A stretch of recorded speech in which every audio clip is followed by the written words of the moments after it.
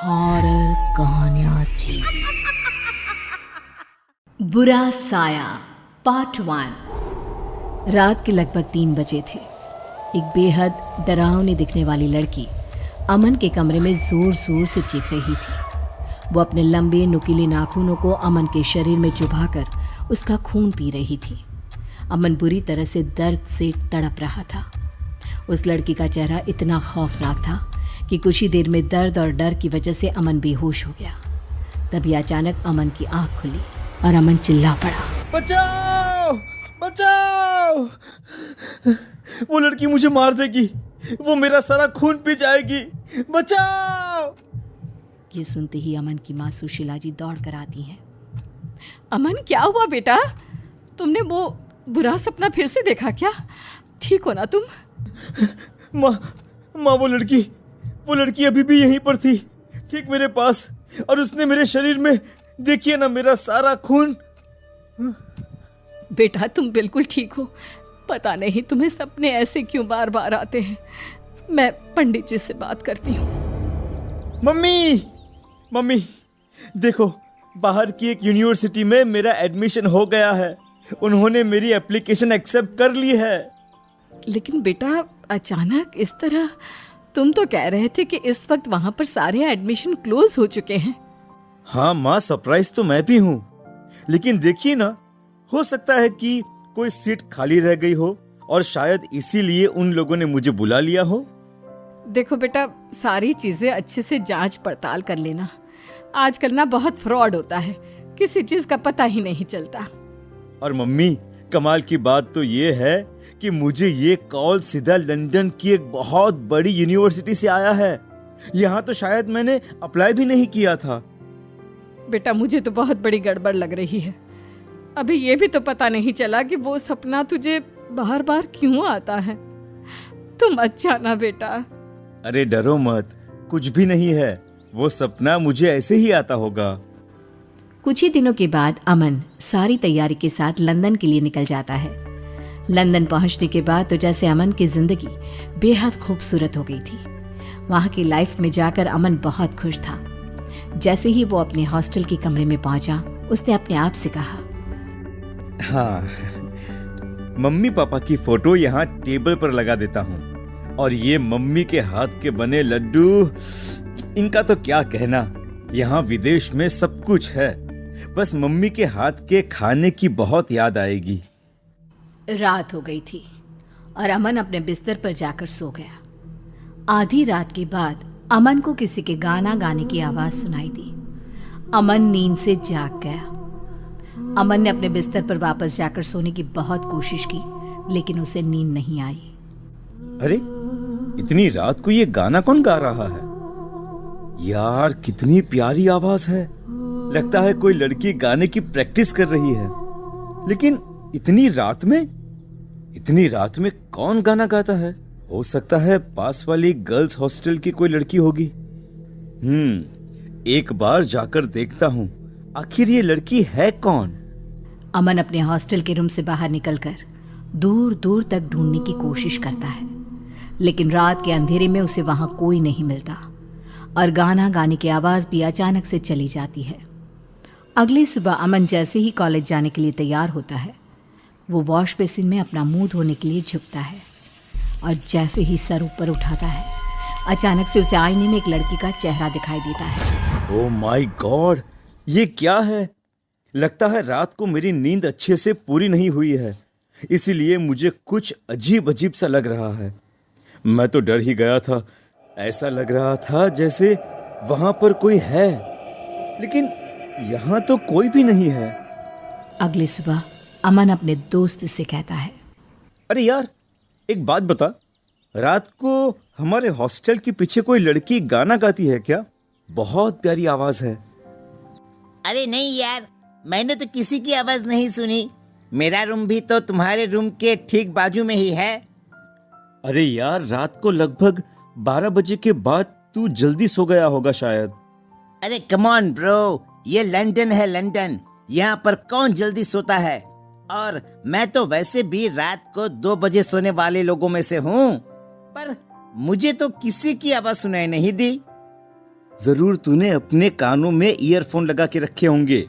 Music सुनने का बहुत शौक है ना तुझे, इसलिए बाहर की आवाज कैसे सुनाई देगी? हाँ यार, वो बात तो है।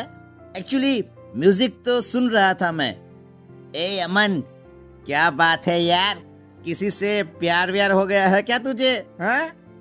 अरे नहीं नहीं, बस एक लड़की की आवाज रोज रात को सुनाई देती है। भाई बच के रहना, मैंने सुना है यहाँ कैंपस में ना चुड़ैल घूमती है। अरे कोई बात नहीं यार, अगर चुड़ैल है तो चुड़ैल सही, उससे मिलूंगा मैं, और वो भी रात को।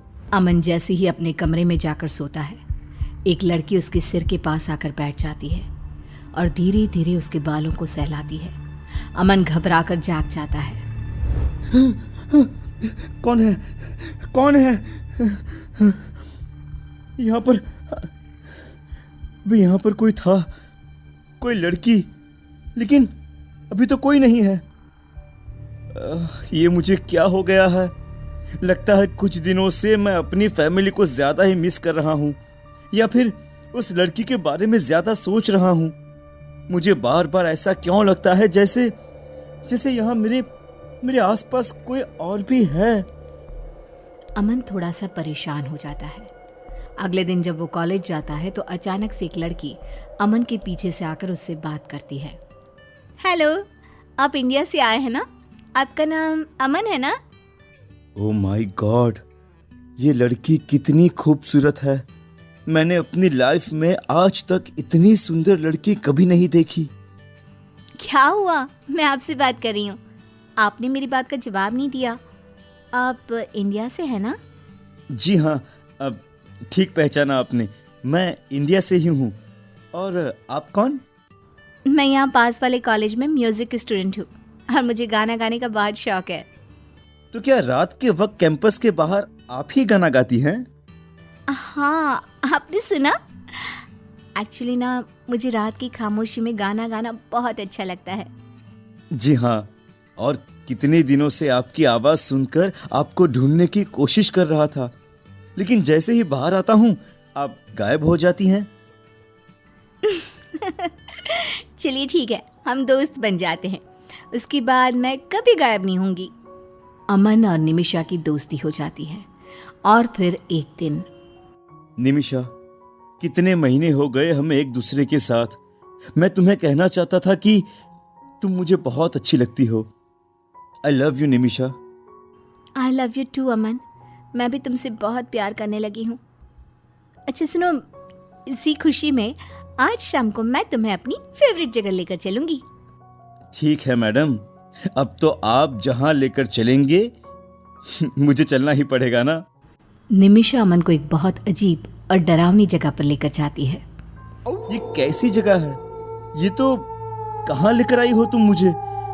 जानते हो, ये जगह मुझे बहुत पसंद है।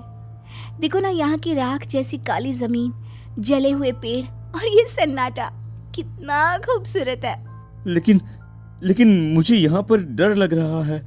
डर की क्या बात है, मैं तुम्हारे साथ हूँ ना। अच्छा सुनो, तुम्हें मेरा गाना पसंद है ना? मैं तुम्हें वो गाना सुनाती हूँ। निमिषा अचानक से अपना चेहरा दूसरी तरफ करके गाना गाना शुरू कर देती है। वाह, कितना अच्छा गाती हो यार तुम। I love your voice. गाते गाते अचानक से निशा की आवाज तेज हो जाती है और तेज होते होते उसकी आवाज एकदम डरावनी। ये देखकर अमन बुरी तरह से डर जाता है। निमिषा, क्या हुआ है? क्या हुआ है तुम्हें? ये क्या मजाक है कि तुम किस तरह से गाना गा रही हो? तुम ठीक तो हो ना निमिषा? चुप हो जाओ, अगर तुमने एक शब्द और कहा तो तुम्हारा खून पी जाऊंगी। चुप हो जाओ। निमिषा ने जैसे ही पलट कर देखा, अमन के होश उड़ गए। निमिषा डरावनी चुड़ैल का रूप ले चुकी थी। उसका चेहरा पूरी तरह से जला हुआ था, उसकी आंखों से खून टपक रहा था। उसके लंबे नुकीले दांत अमन का शिकार करने के लिए बेचैन हो रहे थे। कौन हो तुम? और क्या चाहती हो मुझसे? तुम्हारी मौत। तुम तो वही हो जिसे मैंने हॉस्टल के आईने में देखा था। तुम्हारे चेहरे को मैं पहले भी अपने सपने में देख चुका हूँ। इसमें कौन सी बड़ी बात है? तुम तो मेरा शिकार कब से ही बन गए थे मिस्टर अमन। और अब तुम्हें मुझसे कोई नहीं बचा सकता। छोड़ दो मुझे। क्यों मारना चाहती हो तुम मुझे? मैंने तुम्हारा क्या बिगाड़ा है? मुझे तुम जैसे यंग लड़कों का खून पीने में बहुत मजा आता है। तुम्हारा खून पीकर मेरी ताकत बढ़ जाएगी और मैं तुम्हें छोड़ूंगी नहीं। वो लड़की निमिषा अमन को मार देती है। अगले दिन शाम के वक्त इंडिया में अमन के घर एक फोन आता है। हेलो, कौन बोल रहा है?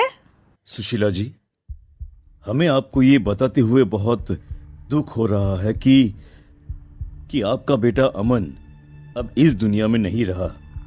कल रात को उसने हॉस्टल में सुसाइड कर लिया। आप क्या कह रहे हैं? मेरा बेटा तो मेरे घर पर है।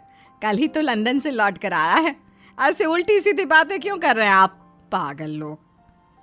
इतना कहकर सुशीला जी फोन डिस्कनेक्ट कर देती है। सच क्या था? क्या जो घर पर था वो सच में अमन था या कोई और? क्या अमन मर चुका था? जानने के लिए देखिए इस कहानी का अगला भाग।